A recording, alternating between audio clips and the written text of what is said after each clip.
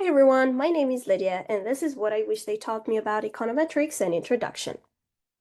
So far, our models assumed something very strong, that the effect of X on Y is the same for everyone.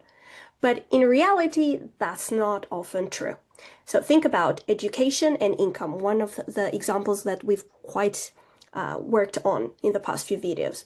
Does an extra year of education increase income by the same amount for employed and unemployed individuals? Maybe not. And the models that we have seen so far with just the dummy variable, unfortunately, don't give enough of that information to us.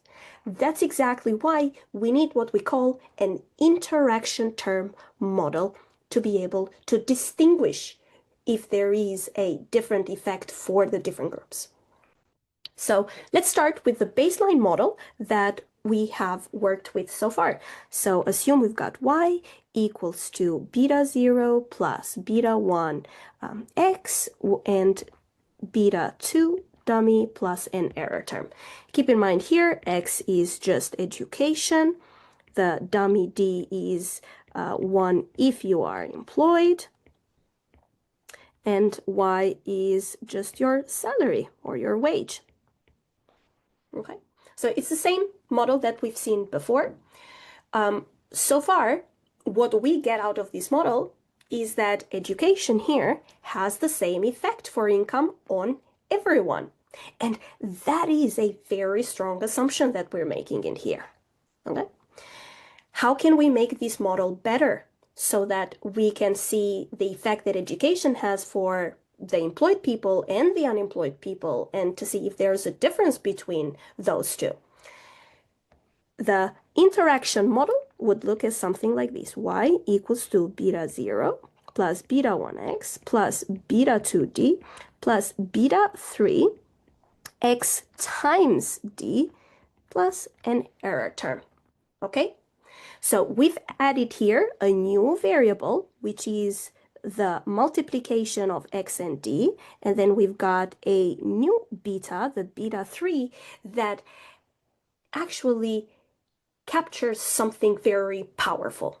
Okay? By itself, this x times d is just a number. But in the regression, what captures this powerful thing is the beta 3 in here. Okay? And this entire term in here, this is what we call the interaction term. Okay? What does it do?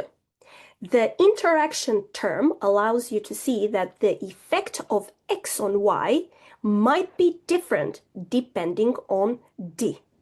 And that's the whole key idea behind the interaction term. How can we show that intuitively, that we will now finally see something different for group D equals to 0 and group D equals to 1? Well, we can use the same case scenario studies that we've used also in the dummy variable videos.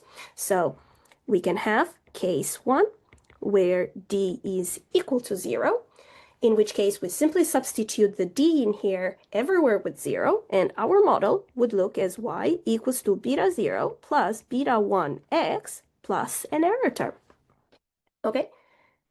So as you can see, this is the estimation that we have when you only have the unemployed people, because you have substituted d equal to 0. Then for case 2, where d is actually equal to 1, then your model will look as y, and I'm actually going to do something in here. I'm going to get rid of the error term in both models. So let's say this is the estimated model. So the estimated model in the case for d equals to 1, now it's going to be beta 0 hat plus beta 1 hat x plus beta 2 hat, which then in here would have had times 1, but we don't need to write that, plus beta 3 hat and x, again, times the 1, which we don't really need to write.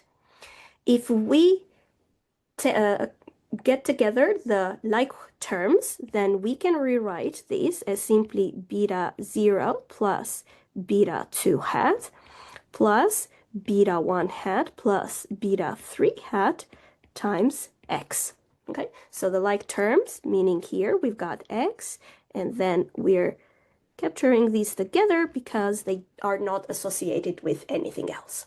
Okay, so what has happened in here? Well, look carefully when you go from case 1 to case 2. The beta 0 that you see in here, that's your intercept, while the new intercept that you see in this other model is the beta 0 plus beta 2. This is nothing different from what we've seen in the videos with the dummy variables. However, look now what happens at the slope. The slope goes from being beta 1, and that is the slope for the unemployed people, to beta 1 plus beta 3, meaning this is the new slope that you have for the employed people. Okay, so now the slope is different across the groups.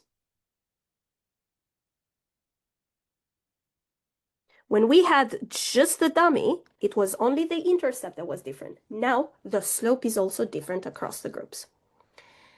Now the key interpretation that you have to remember intuitively for this model is that the beta 3 is what measures how much the effect of x changes when d is equal to 1.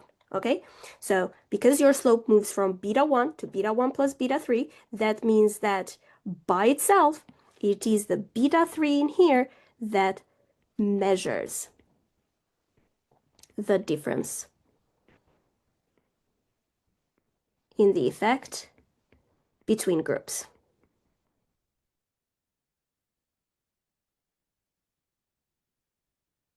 Okay. Now, remember our opening example. Does education increase income more for employed individuals than unemployed ones? The interaction term lets the data answer that question. So interaction terms allow the effect of one variable to depend on another variable. In the next video, we'll derive this formally and see exactly how to interpret each coefficient. So stay tuned, and I'll see you in the next video.